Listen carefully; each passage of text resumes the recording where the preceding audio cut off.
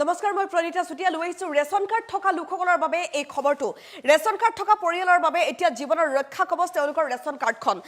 Card থাকিলে কি সুবিধা পাব ইতিমধ্যে উল্লেখ কৰিছে মুখ্যমন্ত্ৰী ডক্টৰ হিমন্ত বিশ্ব শৰ্মাই ৰেচন কাৰ্ড থাকিলে 1 তাৰিখৰ পৰা 10 তাৰিখলৈকে ৰেচন পালে 10 তাৰিখে চৰকাৰী ধন পালে ৰেচন কাৰ্ড থকা মানে অৰুণোদয় আঁচনি পালে ৰেচন কাৰ্ড থকা মানে 5 লাখ টকা পৰ্যন্ত তেওঁলোকে বিনামূলীয়া স্বাস্থ্য সেৱা পালে ৰেচন কাৰ্ড থকা মানে তেওঁলোকে চৰকাৰী ঘৰ পালে ৰেচন কাৰ্ড থকা মানে তেওঁলোকে অন্যান্য বহু সুবিধা লাভ কৰিব মুঠৰ ওপৰত ৰেচন কাৰ্ড থকা প্ৰতিটো পৰিয়ালে চৰকাৰী সকলো সুবিধা পাব বুলি প্ৰতিশ্ৰুতি দিছে মুখ্যমন্ত্ৰী ডক্টৰ হিমন্ত বিশ্ব শৰ্মাই নিশ্চিতভাৱে এটা ডাঙৰ খবৰ ৰেচন কাৰ্ড থকা পৰিয়ালসমূহৰ বাবে বছৰি 2 লাখতকৈ কম ইনকাম থকা প্ৰতিটো পৰিয়ালক ৰেচন কাৰ্ড বিতৰণ কৰা হৈছে আৰু যিসকল লোকে এতিয়ালৈকে ৰেচন কাৰ্ড পোৱা নাই তেওঁলোককো ৰেচন কাৰ্ড দিয়াৰ ব্যৱস্থা কৰা হ'ব আৰু ৰেচন কাৰ্ডখন থকাৰ লগে লগে তেওঁলোকে অৰুণোদয় পাব অৰুণোদয়ৰ ধন পাব চৰকাৰী ধন পাব চৰকাৰী ঘৰ পাব সকলো সুবিধা ৰেচন কাৰ্ডৰ পৰিয়ালৰ বাবে লাখ লাখ দৰিদ্ৰ পৰিয়ালৰ বাবে ৰেচন কাৰ্ড এতিয়া জীৱনৰ ৰক্ষা কবচ এই ৰেচন কাৰ্ড থাকিলে আপুনি লাভ কৰিব নিৰাপত্তা ৰেচন কাৰ্ড থাকিলে আনকি বিনামূলীয়াকৈ মহাবিদ্যালয়ত নাম ভৰ্তিও কৰিব পাৰিব ৰেচন কাৰ্ড থকা প্ৰতিটো পৰিয়ালে লাভ কৰিব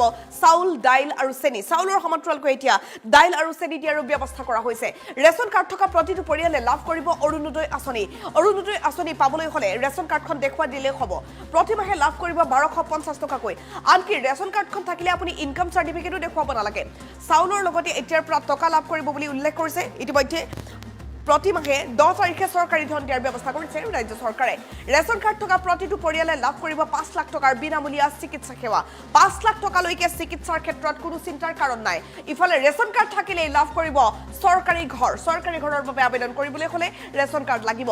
ৰেচন কাৰ্ডখনি হ'ব আয়ৰ প্ৰমাণপত্ৰ ইনকাম চাৰ্টিফিকেট আপুনি বেলেগকৈ উলিয়াব নালাগে যে ৰেচন কাৰ্ডখন দেখুৱাই দিলেই হ'ব ৰেচন কাৰ্ডখনি হ'ব পৰিয়ালৰ পৰিচয় পত্ৰ আপোনাৰ পৰিয়ালৰ পৰিচয় পত্ৰ হিচাপে ৰেচন কাৰ্ডখনে এতিয়া সৰ্বস্ব হ'ব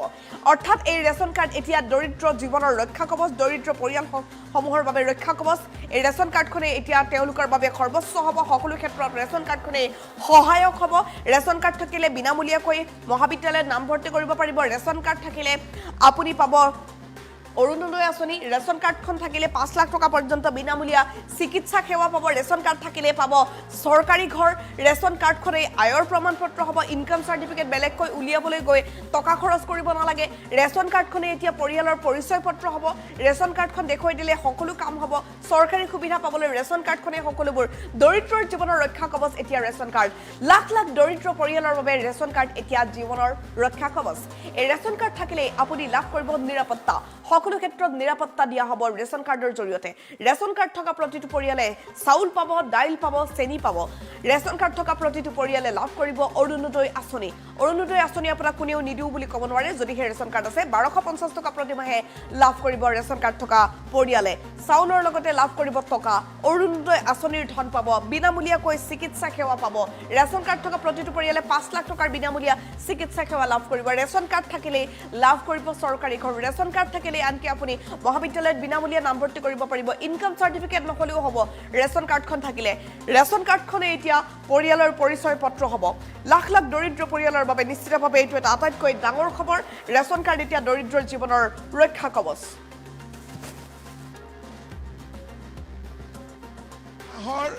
15 তাৰিখৰ পৰা 28 তাৰিখলৈকে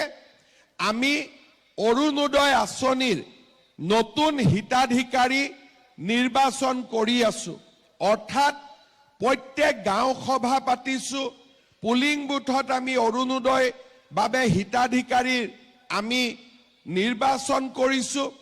আৰু এইবাৰৰ নতুন নিয়ম মতে অৰুণোদয় আঁচনি পাবৰ কাৰণে আমাৰ ঘৰত এখন ৰেচন কাৰ্ড থাকিব লাগিব এতিয়া আজি যিসকলে ৰেচন কাৰ্ড পালে তেওঁলোকে এতিয়া নিজৰ নাম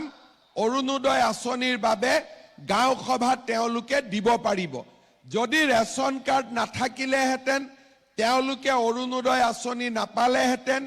সেই কাৰণে আমি ততাতয়াকৈ যিসকলৰ ৰেচন কাৰ্ড নাই তেওঁলোকক আমি ৰেচন কাৰ্ড দিয়াৰ ব্যৱস্থা কৰিলো এতিয়া ৰেচন কাৰ্ডখন পালে অৰুণোদয় পোৱাৰ ৰাস্তা মুকলি হয় লগতে ৰেচন কাৰ্ডখন পোৱাৰ লগে লগে প্ৰধানমন্ত্ৰীৰ আয়ুষ্মান ভাৰত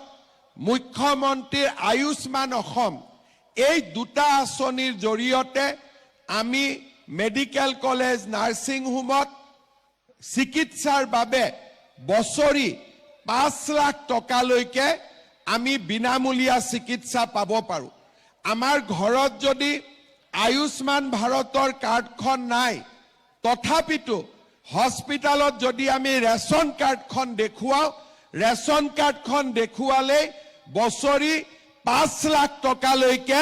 আমি বিনামূলীয়া চিকিৎসা এটা এটা পৰিয়ালে আমি লাভ কৰিব পাৰিম। তাৰ মানে আপোনালোকে চিন্তা কৰক যে আজি আমি অসমত 2,50,00,000 ব্যক্তিক আমি ৰেচন কাৰ্ড দিছো, আৰু সকলোৱে যদি বছৰি 1 লাখ টকাৰো মেডিকেলত ট্ৰিটমেণ্ট কৰে, তেতিয়াহ'লে চৰকাৰে কিমান টকা মেডিকেলত দিব লাগিব? 2,500 কোটি টকা। আৰু ৰেচন কাৰ্ডখন হাতত থকা মানে কি, যে আপোনালোকে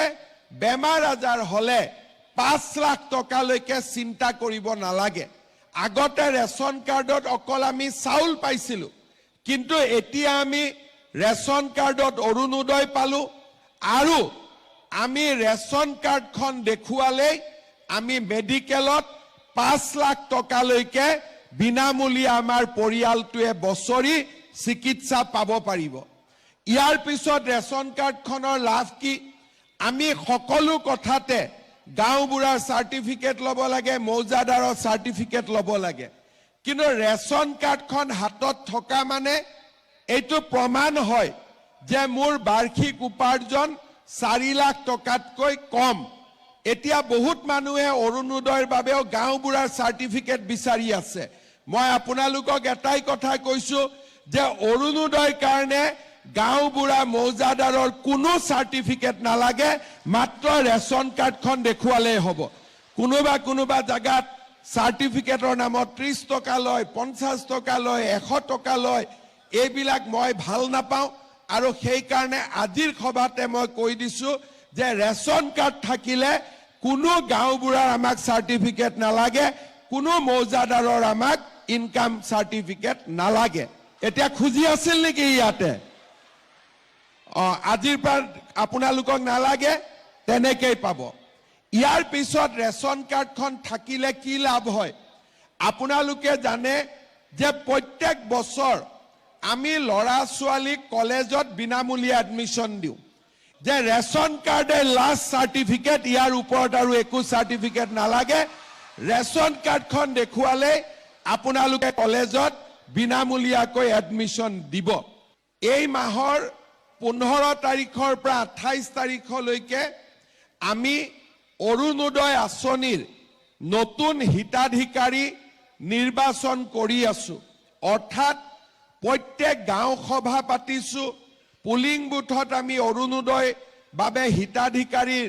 আমি নিৰ্বাচন কৰিছো, আৰু এইবাৰৰ নতুন নিয়ম মতে অৰুণোদয় আঁচনি পাবৰ কাৰণে আমাৰ ঘৰত এখন ৰেচন কাৰ্ড থাকিব লাগিব। এতিয়া আজি যিসকলে ৰেচন কাৰ্ড পালে, তেওঁলোকে এতিয়া নিজৰ নাম অৰুণোদয় আঁচনিৰ বাবে গাঁও সভাত তেওঁলোকে দিব পাৰিব। যদি ৰেচন কাৰ্ড নাথাকিলেহেঁতেন, তেওঁলোকে অৰুণোদয় আঁচনি নাপালেহেঁতেন। সেইকাৰণে আমি ততাতৈয়াকৈ যিসকলৰ ৰেচন কাৰ্ড নাই, তেওঁলোকক আমি ৰেচন কাৰ্ড দিয়াৰ ব্যৱস্থা কৰিলোঁ। এতিয়া ৰেচন কাৰ্ডখন পালে অৰুণোদয় পোৱাৰ ৰাস্তা মুকলি হয়। লগতে ৰেচন কাৰ্ডখন পোৱাৰ লগে লগে প্ৰধানমন্ত্ৰীৰ আয়ুষ্মান ভাৰত, মুখ্যমন্ত্ৰীৰ আয়ুষ্মান অসম, এই দুটা আঁচনিৰ জৰিয়তে আমি মেডিকেল কলেজ, নাৰ্ছিং হোমত চিকিৎসাৰ বাবে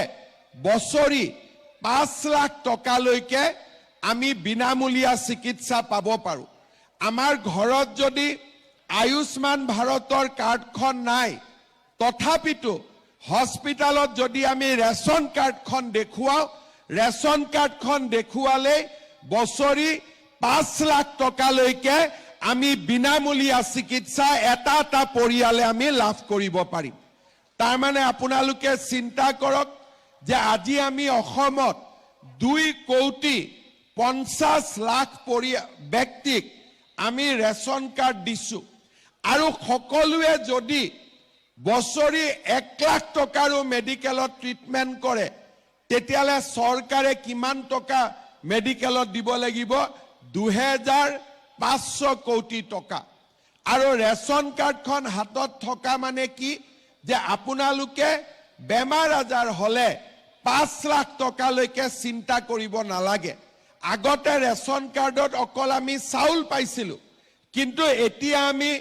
ৰেচন কাৰ্ডত অৰুণোদয় পালো আৰু আমি ৰেচন কাৰ্ডখন দেখুৱালে আমি মেডিকেলত 5 লাখ টকালৈকে বিনামূলীয়া আমাৰ পৰিয়ালটোৱে বছৰি চিকিৎসা পাব পাৰিব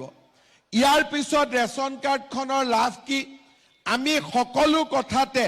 গাঁওবুঢ়াৰ চাৰ্টিফিকেট ল'ব লাগে মৌজাদাৰৰ চাৰ্টিফিকেট ল'ব লাগে কিন্তু ৰেচন কাৰ্ডখন হাতত থকা মানে এইটো প্ৰমাণ হয় যে মোৰ বাৰ্ষিক উপাৰ্জন 4 লাখ টকাতকৈ কম এতিয়া বহুত মানুহে অৰুণোদয়ৰ বাবেও গাঁওবুঢ়াৰ চাৰ্টিফিকেট বিচাৰি আছে মই আপোনালোকক এটাই কথা কৈছো যে অৰুণোদয়ৰ কাৰণে গাঁওবুঢ়া মৌজাদাৰৰ কোনো চাৰ্টিফিকেট নালাগে মাত্ৰ ৰেচন কাৰ্ডখন দেখুৱালেই হ'ব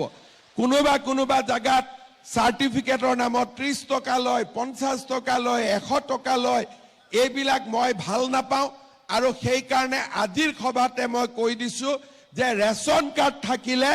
কোনো গাঁওবুঢ়াৰ আমাক চাৰ্টিফিকেট নালাগে কোনো মৌজাদাৰৰ আমাক ইনকাম চাৰ্টিফিকেট নালাগে এতিয়া খুজি আছিল নেকি ইয়াতে আজিৰ পৰা আপোনালোকক নালাগে তেনেকৈ পাব ইয়াৰ পিছত ৰেচন কাৰ্ডখন থাকিলে কি লাভ হয় আপোনালোকে জানে যে প্ৰত্যেক বছৰ আমি লৰা ছোৱালীক কলেজত বিনামূলীয়া এডমিশন দিওঁ যে ৰেচন কাৰ্ডে লাষ্ট চাৰ্টিফিকেট ইয়াৰ ওপৰত আৰু একো চাৰ্টিফিকেট নালাগে ৰেচন কাৰ্ডখন দেখুৱালে আপোনালোকে কলেজত বিনামূলীয়াকৈ এডমিশন